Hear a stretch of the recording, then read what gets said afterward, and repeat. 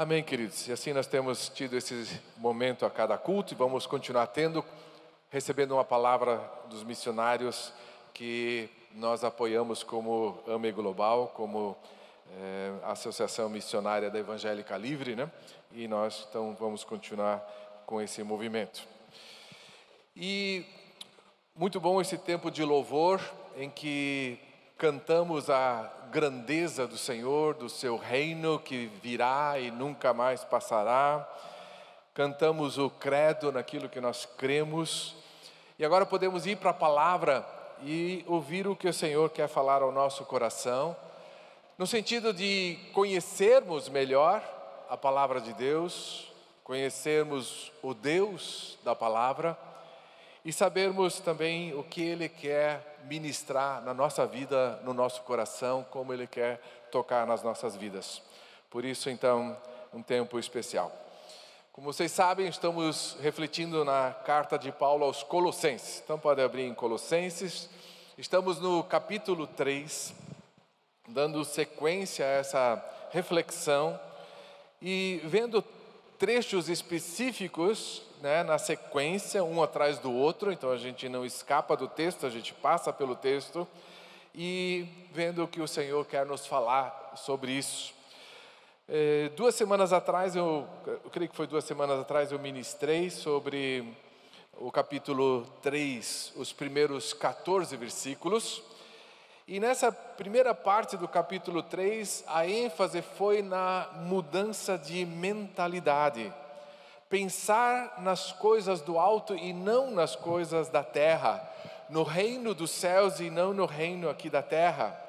E a implicação prática, ou a forma prática que o apóstolo Paulo usou para nós entendermos isso, é a questão da roupa, da troca da roupa.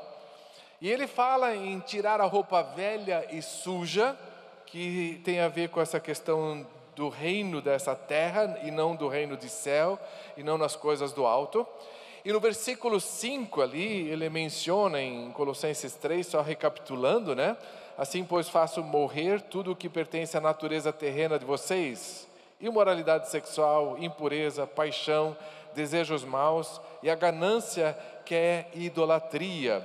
E no versículo 8 ele continua: mas agora abandonem todas essas coisas: ira, indignação, maldade, maledicência, linguagem indecente no falar. Não mintam uns aos outros, visto que vocês já se despiram do velho homem com as suas práticas. Então, fala de se despir do velho homem, de uma roupa velha, que é marcada por essas coisas que vimos aqui. Então, uma descrição desse velho homem que precisa ser despido. E lembrando que o versículo 5 dá uma ênfase muito grande nessa questão da sexualidade, e nos dias de hoje isso precisa ser muito claro, precisa ser dito claramente o que a Bíblia ensina sobre sexualidade, e que a relação sexual só é permitida e ela só é praticada no casamento, e no casamento heterossexual e monogâmico de fidelidade. Então, isso deve ficar muito claro. Isso faz parte do tirar a roupa antiga. E como nós vimos, tem muito foco na questão da sexualidade, tem um foco ali na questão da boca, daquilo que nós falamos, e também até entra na questão dos bens materiais, de não sermos gananciosos, porque isso é idolatria. Isso então é roupa velha que precisa ser tirada. E na nossa natureza humana, essas coisas querem voltar sempre de novo na nossa vida. E cabe a nós então, nós nos despirmos dessas coisas, nos livrarmos dessas coisas. E claro, então vem a questão de colocarmos uma roupa nova, como diz o versículo 10 de Colossenses aqui 3, né? E se revestiram do novo, o qual está sendo renovado em conhecimento à imagem do seu Criador. E aí versículo 12, né? Portanto, como povo escolhido de Deus, santo e amado, revistam-se, né? Figura da roupa, revistam-se, vistam-se de profunda compaixão, bondade, humildade, mansidão e paciência. E suportem-se uns aos outros e perdoem as queixas que tivemos uns contra os outros. Perdoem como o Senhor lhes perdoou. Então isso é característica dessa nova roupa. Eu estava ministrando essa palavra essa semana lá na Novo Rumo, onde o Jean trabalha como apoiador e coordenador ali do Centro de Reabilitação. E eu estou ministrando essa mesma palavra lá também, né? Falei para eles que tem série, a gente vai seguindo essa série aqui, e eles estão junto comigo lá. E uma coisa ficou muito importante para mim ao repetir, ao falar dessa palavra de novo, que quando fala aqui de tirar a roupa velha, e fala de toda essa coisa ruim que está aí, essa sujeirada toda, né?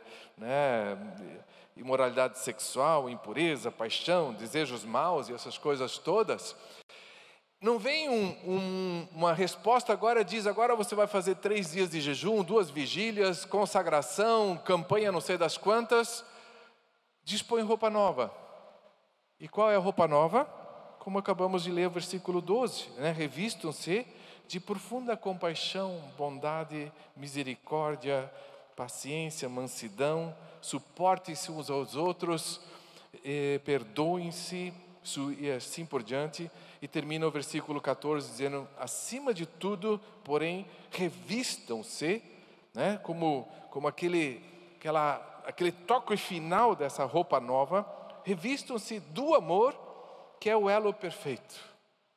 Vejam que a nossa vitória sobre toda essa encrenca que está descrita ali nesses versículos anteriores, ela está numa prática de vida comunitária, vida de comunhão, porque fala aqui de compaixão pelos outros, bondade para com o próximo, humildade em relação ao outro, considerando o outro superior a mim mesmo, mansidão, paciência, suportando-se uns aos outros, perdoando e, enfim, amando uns aos outros.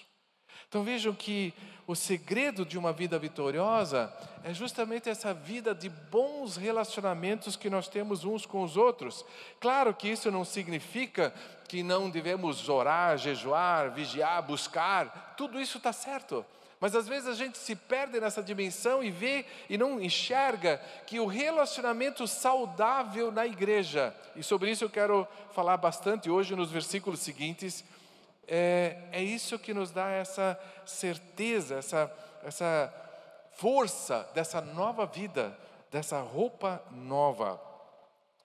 E aí então, para concluir essa busca de santidade, de santificação que tem nessa primeira parte do capítulo 3, nós vamos entrar hoje nos versículos 15 a 17, que aponta que essa mudança de mentalidade, essa nova roupa que nós vestimos, tem tudo a ver com a centralidade de Cristo na nossa vida, ou seja, Jesus, o centro da nossa vida. Portanto, então, Colossenses capítulo 3, versículos 15 a 17, acompanhem comigo, né? Quem quiser acompanhar no telão, diz assim, que a paz de Cristo seja o juiz em seu coração.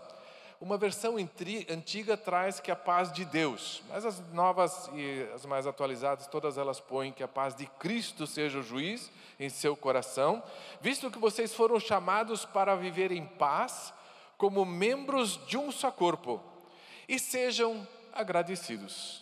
16, habite ricamente em vocês a palavra de Cristo, ensinem e aconselhem-se uns aos outros com toda a sabedoria, e cantem salmos, hinos e cânticos espirituais com gratidão a Deus em seu coração. E o versículo 17, tudo o que fizerem, seja em palavra ou em ação, façam-no em nome do Senhor Jesus, dando por meio dele graças a Deus Pai. Amém, queridos? Aqui então, depois de ter dado essas listas do que a gente deve se desfazer e lista daquilo que a gente deve se revestir, vem um resumo agora, diz a questão toda tem a ver com Cristo. Cristo no centro da nossa vida. Cristo em todas as dimensões da nossa caminhada, da nossa vivência. Ali o versículo 15 fala do relacionamento comigo mesmo e fala da paz de Cristo no coração. O versículo 16 diz: habite ricamente a palavra de Cristo onde? Entre vocês. Então é nos relacionamentos. E o versículo 17, enfim, diz: em tudo. Ou seja, não só no meu coração, não só aqui nos nossos relacionamentos uns com os outros na igreja, mas também no dia a dia, na minha relação com o mundo que me cerca, com a semana que eu tenho pela frente, nesse sentido que Cristo deve ocupar o centro da nossa vida, com a paz de Cristo no coração, com a palavra de Cristo na igreja e que o nome de Cristo em todas as coisas. Por isso então, temos essa nova mentalidade com Cristo no centro e nós queremos ver essas 3 dimensões então aplicadas na nossa vida. A paz de Cristo no coração, o versículo 15 então deixa muito claro, né? Que a paz de Cristo seja o juiz em seus corações, visto que vocês foram chamados a viver em paz como membros de um só corpo e sejam agradecidos. Paz, meus queridos, é algo extraordinário. Paz é até difícil de descrever, não é verdade? É mais fácil descrever a falta de paz. Quando não temos paz, aí nós podemos descrever esse negócio. Aí nós temos um monte de palavra para falar. Mas paz é algo tão extraordinário que Deus nos dá. E aqui se trata da paz de Cristo. Diz aqui: a paz de Cristo seja o juiz, o árbitro em seus corações. Não a minha paz. Não é agora eu achar que o meu sentimento no coração é que vai definir, vai ser juiz na minha vida.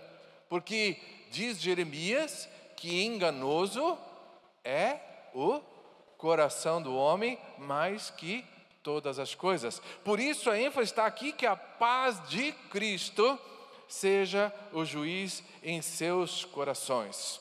Isso significa que o nosso coração será guiado por aquilo que é de Cristo, aquilo que é da sua vontade, aquilo que é do seu propósito. Paz de Cristo nos nossos corações pode ser então entendido como a vontade de Cristo. A vontade de Cristo seja o árbitro, o juiz em seus corações. E quando Jesus e a sua vontade são o juiz, determinam as coisas na nossa vida, nem sempre nós sentimos paz. Quando estamos no caminho torto, vem Jesus lá e bota o dedo. A paz de Cristo, meu irmão. A paz de Cristo mexe com a minha carne e me deixa inquieto. E aí eu preciso deixar que a paz de Cristo tome conta do meu coração. Amém, amados? Ou imagina agora a paz de Cristo, a vontade de Cristo tem um chamado para você, tem um chamado para mim, para sermos missionários não em Portugal, Quintana, que não é fácil também, mas um pouquinho mais adiante, na Coreia do Norte. Como é que você ia se sentir sendo chamado para ser missionário na Coreia do Norte? Em plena paz, eu ia estar de boa, não viria a hora de tirar o meu passaporte e viajar para lá, é isso? Eu ia ficar apavorado, eu ia ficar louco. Mas deixar então que a paz de Cristo invada o meu coração e domine o meu sentimento e o meu coração. Por isso a ênfase é que a paz de Cristo seja o árbitro, o juiz em nossos corações. Quem na sua Bíblia está escrito árbitro? Levanta a mão, por favor. Olha lá na tua Bíblia, várias Bíblias está escrito árbitro, né? Não seja juiz, árbitro. São sinônimos, não tem diferença. Mas onde é que se usa mais a palavra árbitro? No futebol, no esporte, né? E o árbitro apitou e estão esperando a liberação. Claro, quando lembra da mãe do juiz, né? Mas quando se fala da ação do juiz, é do árbitro. E é interessante que aqui no original, a ideia de juiz é justamente essa ideia do árbitro nos esportes. É um juiz que está correndo lá no meio, não é aquele juiz que está acima lá e determinando as coisas, e bate o martelo, aquela coisa que a gente vê nos filmes, né? Que bom que a gente está vendo o filme. Já pensou você está sentado ali no banco dos réus? Aí é brabo, né? Mas o árbitro é aquele árbitro do esporte que ele está junto lá, ele está cuidando para que o esporte transcorra da melhor maneira, para que realmente o vencedor seja reconhecido e possa fazer, né, possa chegar lá e assim por diante. Então existe esse árbitro que está junto para que o jogo não pare, para que o jogo se complete, para que o jogo termine. E assim é a paz de Cristo como árbitro em nossos corações, na nossa jornada de fé, que é uma aventura, que é uma Olimpíada, que é cheia de desafios, e nós temos o juiz do nosso lado, ele está conosco, nos dando direção. Não, aqui está certo, não, assim não pode, apita ali, né? O árbitro em nossos corações. E é interessante, de novo, que o versículo 15 destaca novamente a questão da vida de igreja. Ele diz aqui no versículo 15: visto que vocês foram chamados para viver em paz, como membros de um só corpo. De novo, toda essa questão dessa vida verdadeira que nós temos, de uma vida realizada, de uma vida feliz, ou de uma vida de paz, ela está ligada na minha correta relação com os meus irmãos, como membros do corpo de Cristo. Então vejam que a participação na vida da igreja é fundamental para que eu tenha paz, a paz de Cristo, a paz de Cristo. Então vejam como isso está ligado. Então, queridos, vivendo nesse corpo, vivendo no corpo de Cristo, vivendo essa paz, então nós podemos experimentar isso. Claro que nem sempre estamos em plena paz nas nossas relações, né? Existem tensões, existem diferenças às vezes, aí precisamos tratar isso e deixar que o árbitro, a paz de Cristo, reine em nós. A paz de Cristo precisa então reinar em nossos relacionamentos e na nossa vida pessoal. Mas e quando não temos essa paz? Sim, tem momentos em que não percebemos essa paz e não temos essa paz. Ou é só comigo que acontece? Precisamos analisar, precisamos verificar o que está acontecendo. Talvez seja questão de culpa, né? Se tem culpa, preciso ver se tem pecado que não está confessado, porque isso rouba a nossa paz. Mas o caminho dado por Deus para nós, 1 João 1,9 diz: se confessarmos os nossos pecados, Ele é fiel e justo para nos perdoar os pecados e nos purificar de toda a injustiça. Há solução para isso. Talvez a falta de paz esteja ligada com insegurança, com incerteza sobre o futuro. Aí precisamos fortalecer a nossa confiança no Senhor. E 1 João 5,14 diz: esta é a confiança que temos ao nos aproximarmos de Deus. Se pedirmos alguma coisa de acordo com a sua vontade, Ele nos ouve. Amém, queridos? Esta é a confiança que temos. Podemos ter confiança na insegurança. Às vezes são feridas que trazemos traumas do nosso passado que nos atormentam. Aí então precisamos deixar que o Espírito Santo nos cure e deixar que irmãos nos ajudem talvez a tratar o que precisa ser tratado. Aqui no versículo 16 de Colossenses 3 diz: habite ricamente em vocês a palavra de Cristo, ensinem-se e aconselhem-se uns aos outros. Se talvez você tem feridas no seu passado, lutas, dificuldades, talvez precisa de conselho, de aconselhamento, de chorar com alguém, para que então seja curado e possa superar essas feridas. Às vezes a falta de paz vem de conflitos com pessoas, divergências que levaram a problemas no relacionamento com alguém. Aí também, como diz aqui, versículo 16, habite ricamente em vocês a palavra de Cristo, ensinem e aconselhem-se uns aos outros, tratem os relacionamentos que a paz de Cristo também habite, a palavra de Cristo reine. Então, a paz de Cristo no nosso coração, numa dimensão íntima, numa dimensão pessoal, numa dimensão da minha relação comigo mesmo e com Deus, e é isso que Jesus quer. Ele quer tomar conta do meu e do seu coração. Amém, queridos? Que a paz de Cristo seja o árbitro em nossos corações. Uma segunda dimensão, então, está no versículo 16, fala da palavra de Cristo. Diz aqui, versículo 16, habite ricamente em vocês a palavra de Cristo. E diz ali, habite em vocês, mas logo em seguida, diz ali, né? Como então, ensinando e aconselhando-se uns aos outros, com toda a sabedoria, e cantem salmos, hinos e cânticos espirituais com gratidão a Deus em seu coração. Então veja que a palavra de Cristo, ela deve habitar, mas ela deve habitar em que contexto? No contexto em que existe ensino, no contexto onde existe aconselhamento, no contexto onde se canta salmos, hinos e cânticos espirituais. E do que está se falando? Está se falando da igreja reunida, da igreja quando ela se encontra, da igreja quando ela está junto no culto, da igreja quando ela está num grupo pequeno, no grupo familiar. Então é ali que a palavra de Cristo deve habitar e habitar ricamente.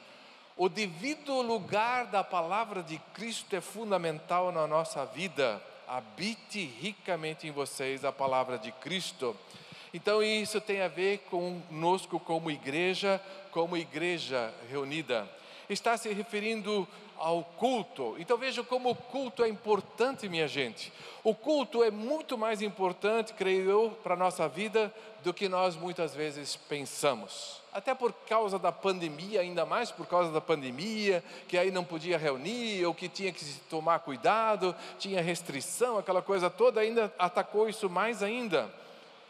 Mas o culto é fundamental para a nossa vida.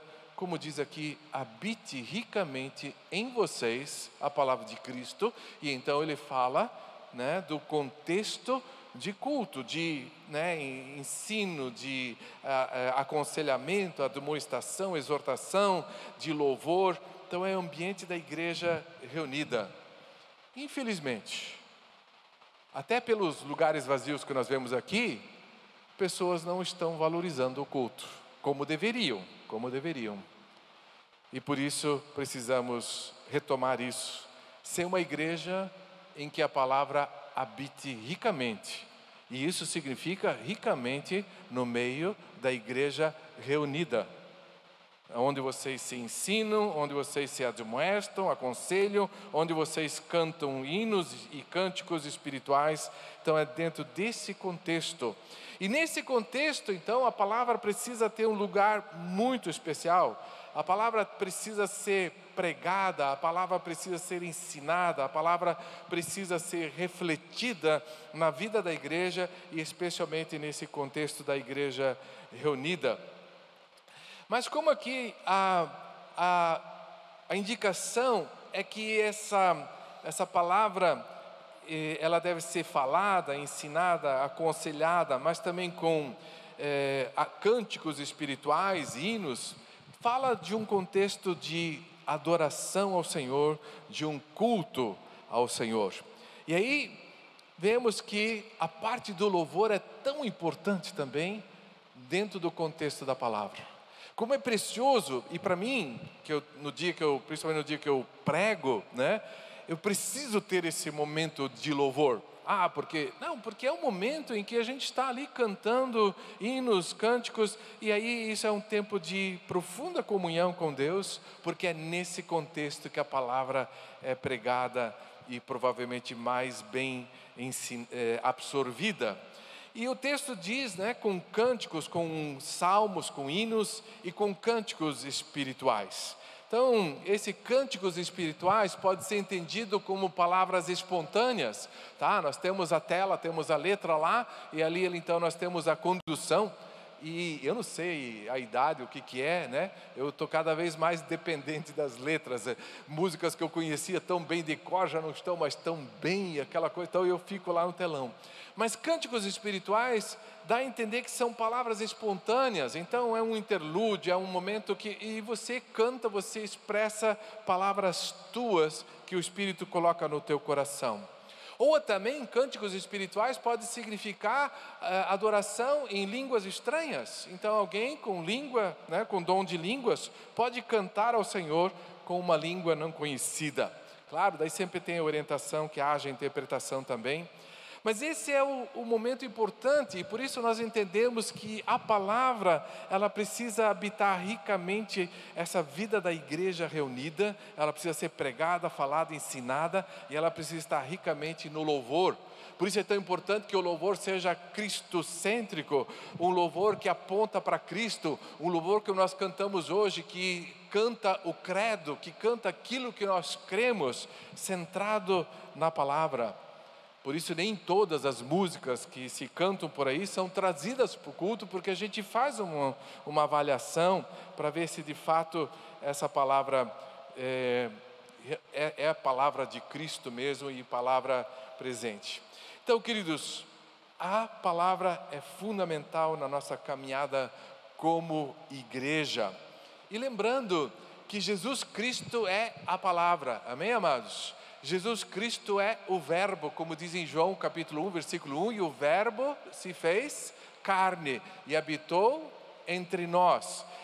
A palavra, ela encarnou, ela se tornou gente como nós, para que nós a entendêssemos. E precisamos entender essa dimensão da nossa missão, em que essa palavra de Cristo habitando ricamente em nós, e a paz em nosso coração, ela encarne em nós, ela se torne real, ela se torne visível em nós, para que as outras pessoas possam conhecer esse Cristo encarnado, através de uma palavra que habita ricamente em nós. E uma terceira dimensão que nós temos no versículo 17, então, enfim, todas as nossas relações, enfim, fora, não só no ambiente da igreja, mas fora daqui também, diz tudo o que fizerem, versículo 17, seja em palavra ou em ação, façam-no em nome do Senhor Jesus, dando por meio dele graças a Deus Pai. Tudo que vocês fizerem em palavra ou em ação. Vejam, a frase é muito clara. Ela diz tudo que nós fazemos, seja em palavra ou em ação. Palavra é fazer, palavra é ação também. Por isso, então, tudo que nós fizermos, seja em palavra, ou seja, quando nós falamos, isso é uma ação. Isso tem consequências, isso tem resultado, isso tem implicações. Por isso, muito cuidado do que nós falamos, porque tudo que nós fazemos, toda a nossa ação, seja em palavra ou em ação, deve ser em nome do Senhor Jesus. O que significa esse em nome do Senhor Jesus? Significa então que cada coisa que eu falo, cada coisa que eu faço, eu acrescento um em nome de Jesus? A gente vê isso muito por aí, em nome de Jesus, em nome de Jesus, em nome de Jesus, em nome de Jesus. Virou um mantra, virou uma frase de efeito, e não é isso que o texto diz. Diz que a nossa ação, seja ela falada ou ação mesmo, seja em nome de Jesus, ou seja como se ela fosse debaixo da autoridade do nome de Jesus, que é autoridade. Ou seja, tudo seja feito de acordo com a sua vontade, com a sua direção, debaixo da sua autoridade. Portanto, fazer as coisas e falar as coisas em nome de Jesus não é repetir uma frasezinha depois de tudo que falamos ou fazemos, mas é de fato entender que aquilo que estamos falando, que aquilo que estamos fazendo, realmente está debaixo da vontade de Deus. Ter Jesus como Senhor da nossa vida.